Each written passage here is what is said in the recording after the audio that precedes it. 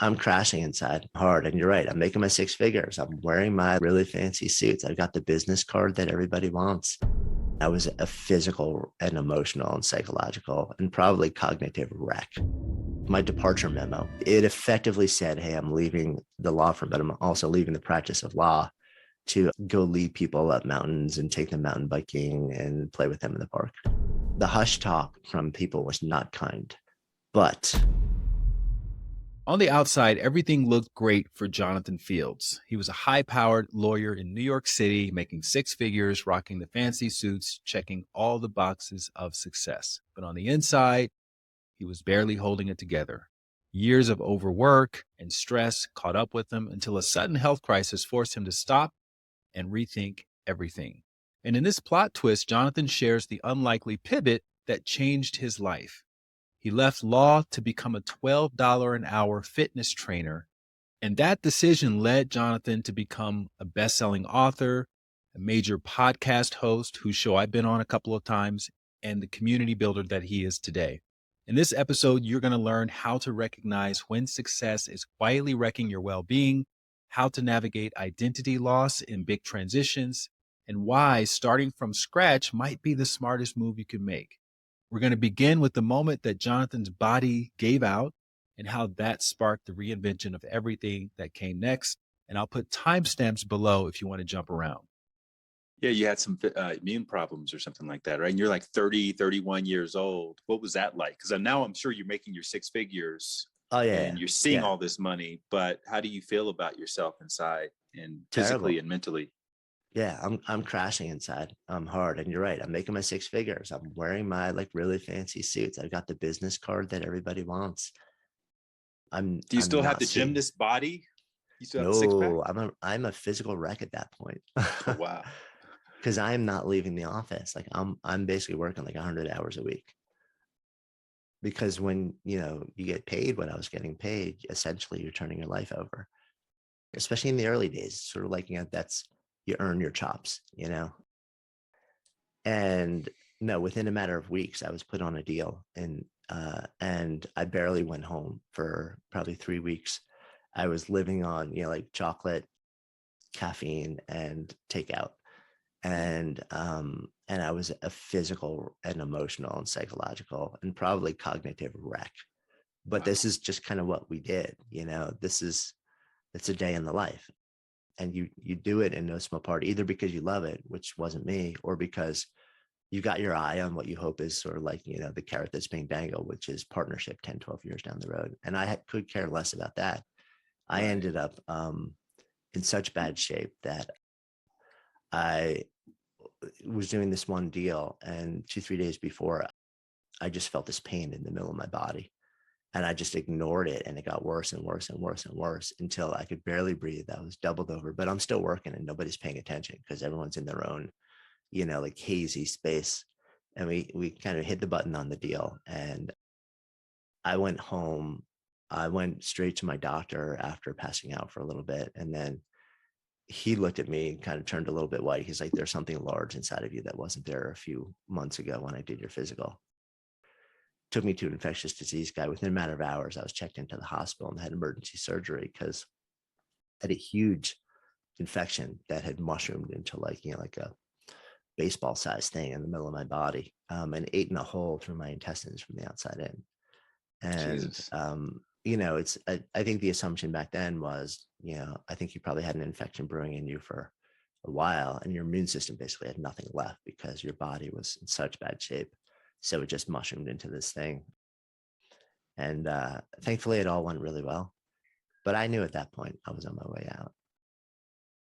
But I didn't leave for the better part of another year because I wanted to figure out what the next step was going to be. And as I started to realize I was going to go back into the world of entrepreneurship and movement and well-being and sort of human potential, I also realized that I was going to start over and very likely either make nothing or make a very small salary, especially compared to what I was making. So I was working almost entirely just to make plans and bank money and give myself a cushion for the next step. This is the craziest part of the story to me.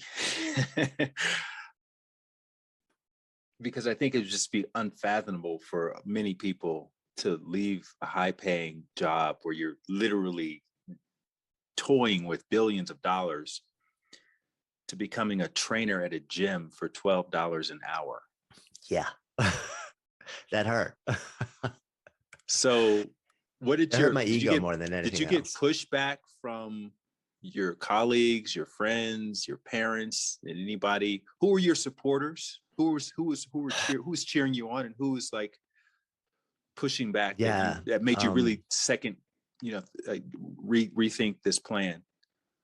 Yeah. So my wife, and our relationship was very young then, stood by me. Like, we started dating when I was just graduating law school. So, she starts a relationship with, like a rising like lawyer in the New York world of, like finance and this and that. And all of a sudden it's like, he's making $12 an hour wearing running shoes, tights, and a radial t-shirt and playing with people in Central Park.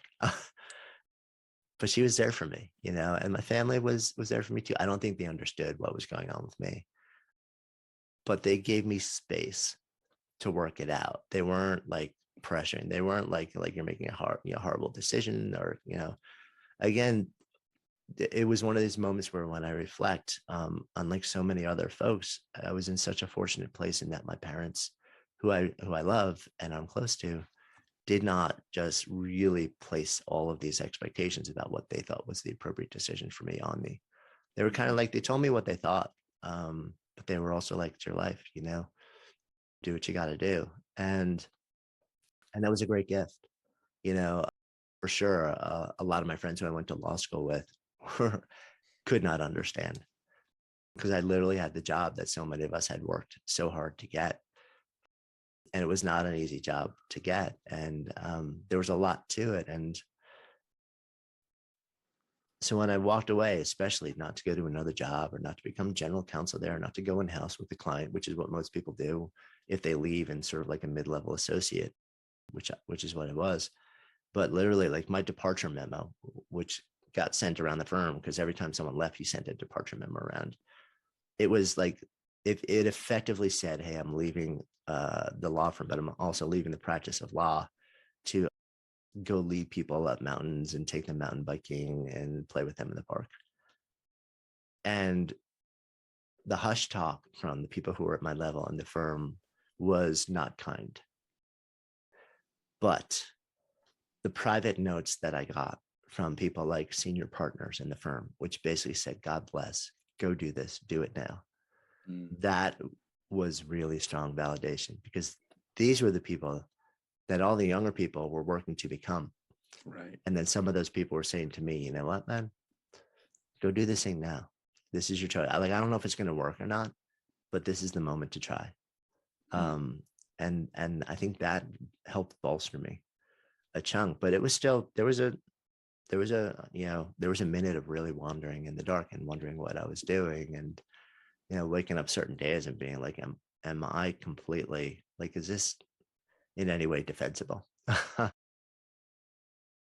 But I had planned for it. Like, I knew I was going to go into a space of uncertainty and have to learn something from the ground up. So I went to the fitness industry, was my first step out, because I think it was, being so somatically oriented and having abandoned it during my time in the law, I wanted to get back to it personally.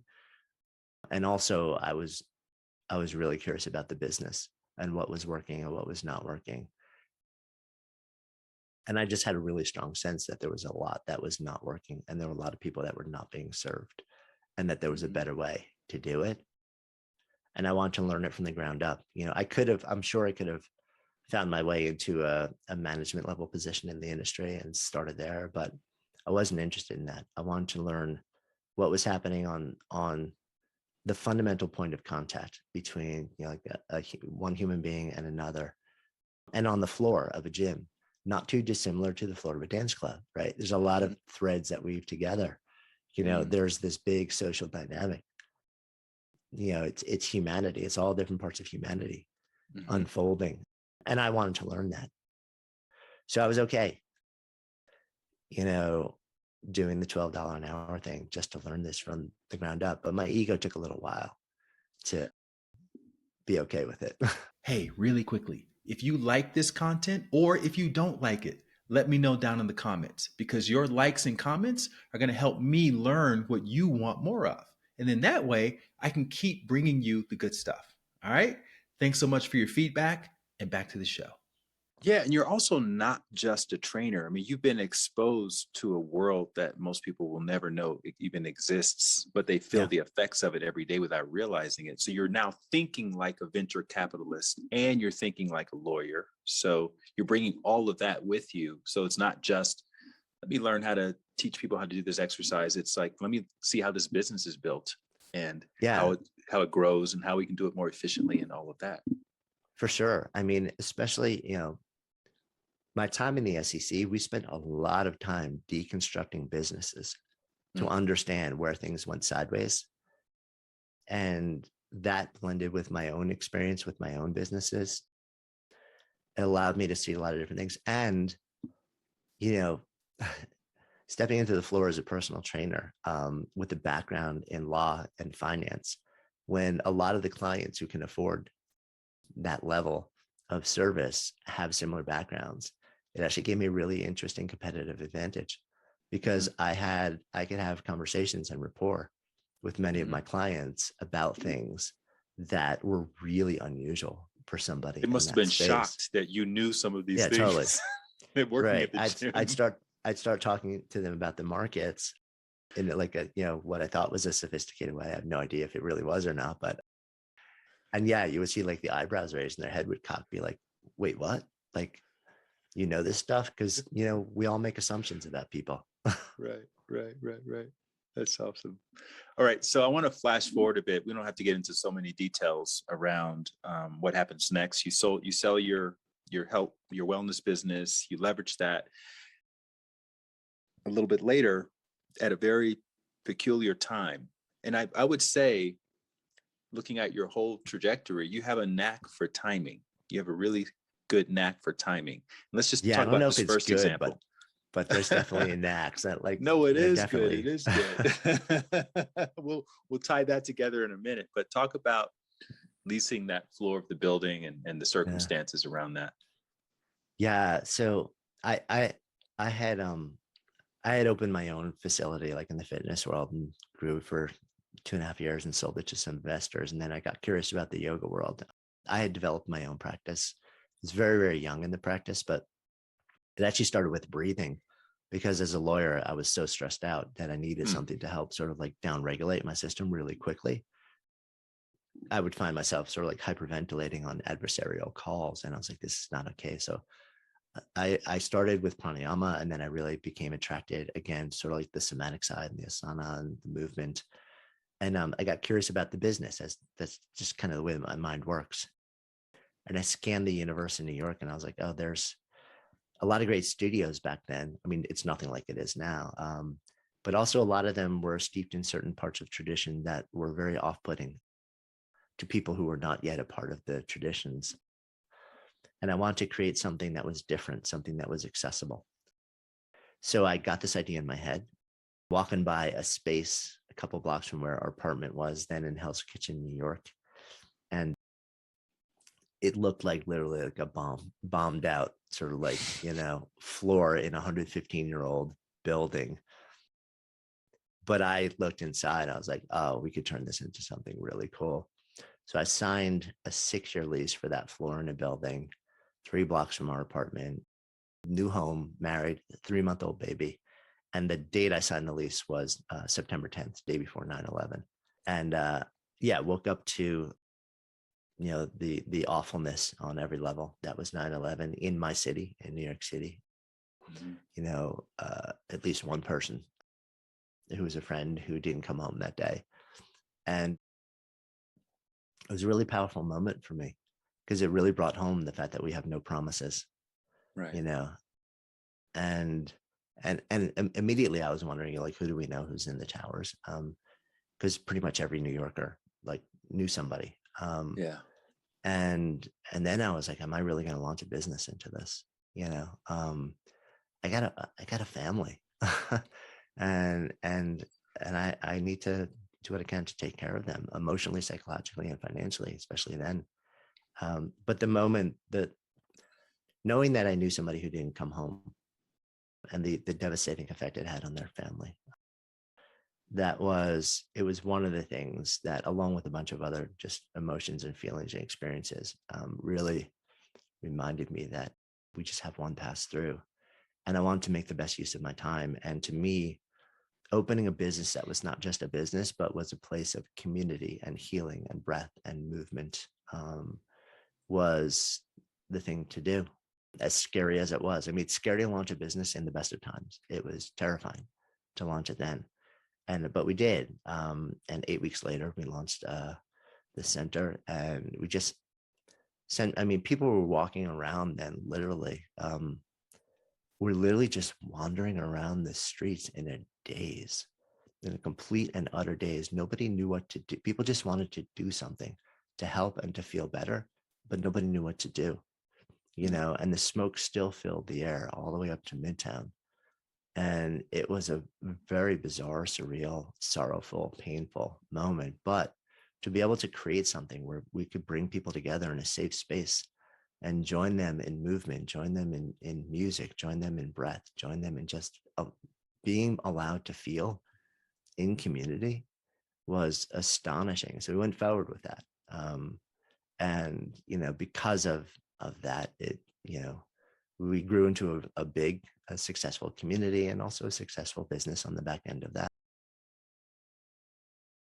Yeah, it was a really powerful experience. And again, on the one hand, you could say right moment, right time. On the other hand, you could say like absolute not right moment and not right time, because, it would have been a whole lot easier to open something in the best of times with good economics and doing all sorts of things. But in terms of sort of like having meaning, and knowing that we were doing something, we were playing a part that was much bigger than what I ever conceived. And, it was a really powerful experience that has really stayed with me in a lot of different ways. Yeah, I mean, I think that experience. I was living in New York at the time, and I was about 3 or 4 years into my yoga practice at the time, and I remember there only being a handful of yoga studios. Yeah. There's Om, there was Jivamukti, Jivamukti, yeah.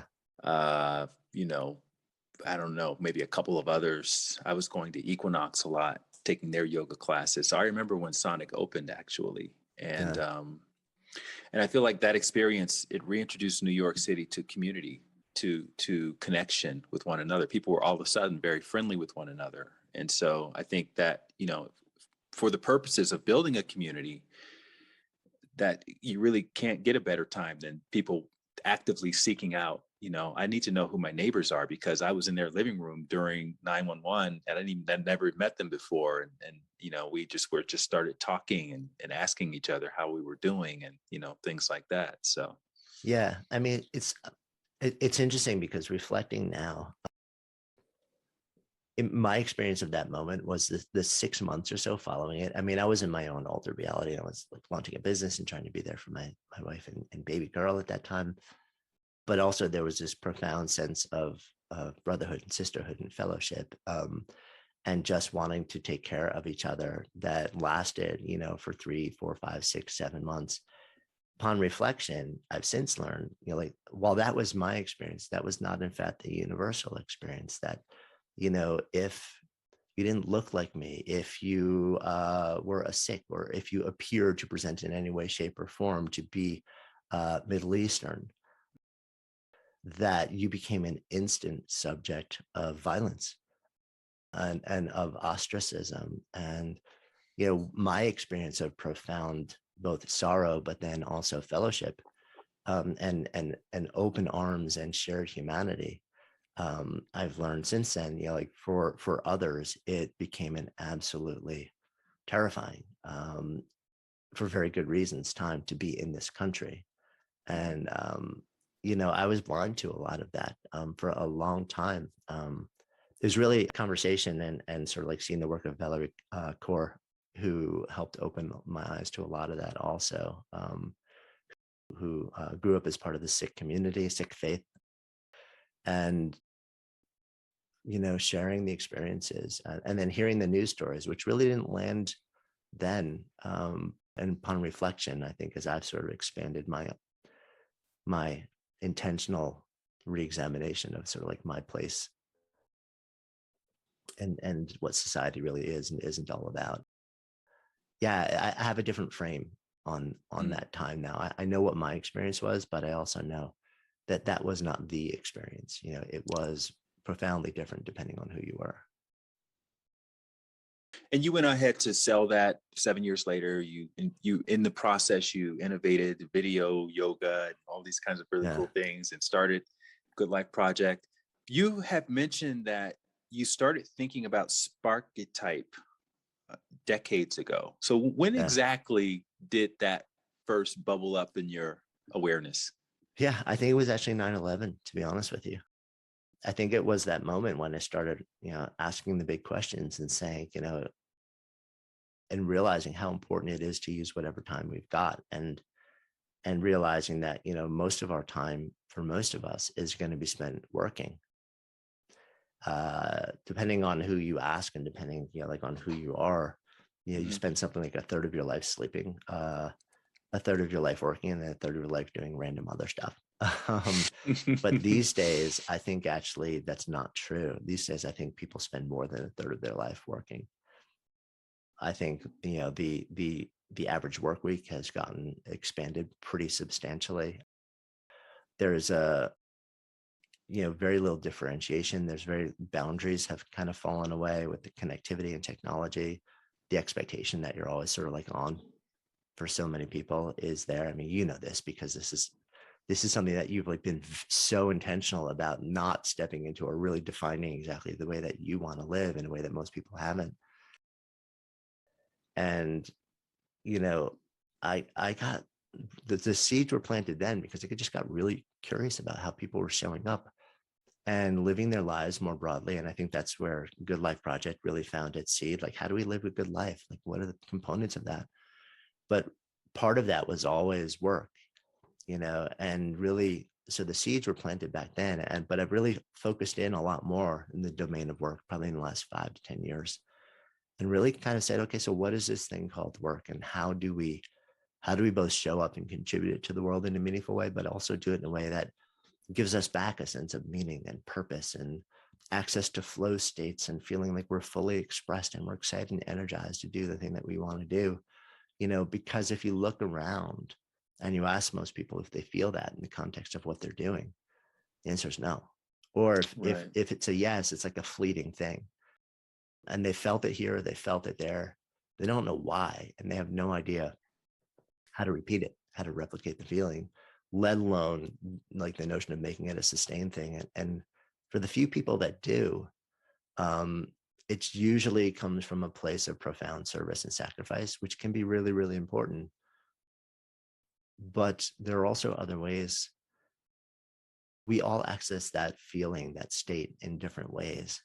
And I got curious about it, because I would, know an artist from, who is deeply, deeply fulfilled.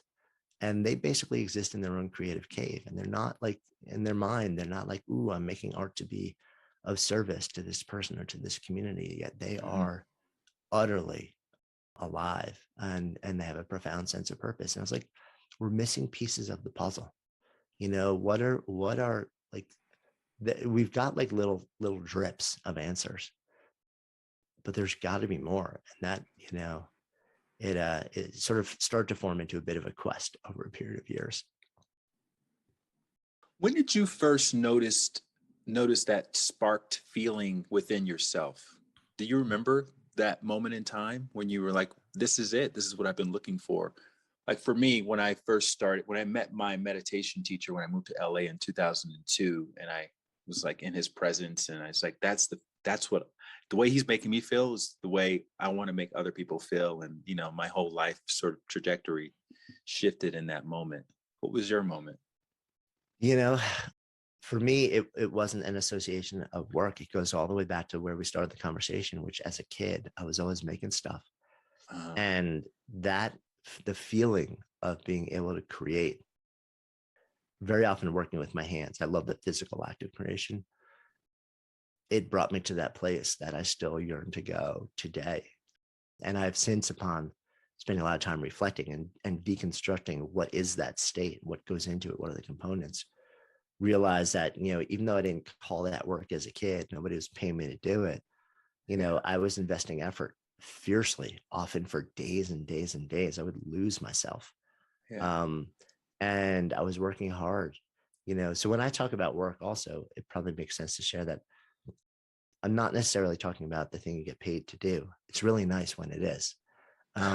But I use the word more generally as any way that you choose to invest effort, to invest yourself in the process of devoting effort. That's work. That takes work. And when we can do that in a way that makes us feel alive and also be compensated for it, or, that's an amazing thing, because then it can sustain us in different ways. But so, when I talk about, I worked hard to make a lot of different things as a little kid. Some of it I was paid for, some of it not. I also painted album covers on jean jackets when I was in high school to make my walking around money, in addition to other things. And I would lose days in the basement just painting. And so that state to me is kind of magical. So when you ask me, when did I first know? I knew that things like that made me feel a way that I wanted to feel from my earliest memories. But the notion of having that feeling in my work probably touched down for real when I was DJing in college, because I would just completely lose myself in that experience. It was an incredible thing to do. And that was, literally like, that was my work. That was my, I was building a company at the same time. So the notion that I could potentially have that feeling doing something that would support me, that was probably like where it really touched down in a way where I would associate those things with each other. Yeah. I guess what I'm asking is, I think a lot of us have childhood memories of using our imagination and playing, fantastical games and really being in the moment. But then we lose it as we become adults, and we get bogged down in the slog of just day to day, 9 to 5. And not a lot of us regain it. And I feel like that's what your current work is here to help us do.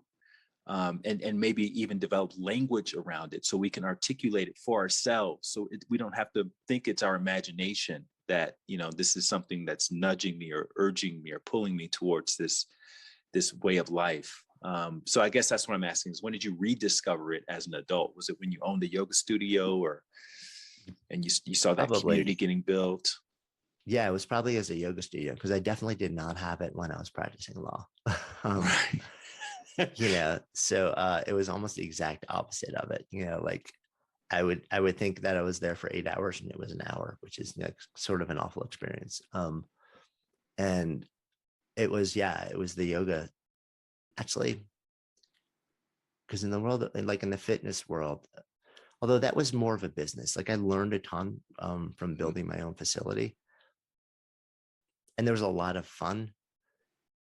But I think really like the deeper sense of showing up and feeling like I'm doing the thing I'm here to do was really probably touched back down in the yoga experience. In no small part also because I think part of it is it was a blend of entrepreneurship, which I love. It's process of creation. It was, I'm every day, because I was teaching also, I'm literally stepping onto a floor and I'm creating a moment or experience not dissimilar to way back in the DJ, experience. Right. And I'm seeing the effect. It took me somewhere. Like I would blink and I'd, be teaching a 90-minute class, and I would literally I taught in a way that forced me to be hyper present and to be in a flow state the entire time. So I would teach, and if you stopped me, 48 minutes into a 90-minute class and said, what are you going to say next, and what sequence or posture are you going to offer next to your students? I couldn't tell you. It was 100% in the moment. I was in the room with everybody, scanning to try and to feel into what they needed at any given moment in time. And just, I would give them what I hoped was what they needed. And I was, I was nowhere else. There were times where I would step onto a floor feeling terrible, having a brutal headache. But as soon as I started into class, like everything else vanished away.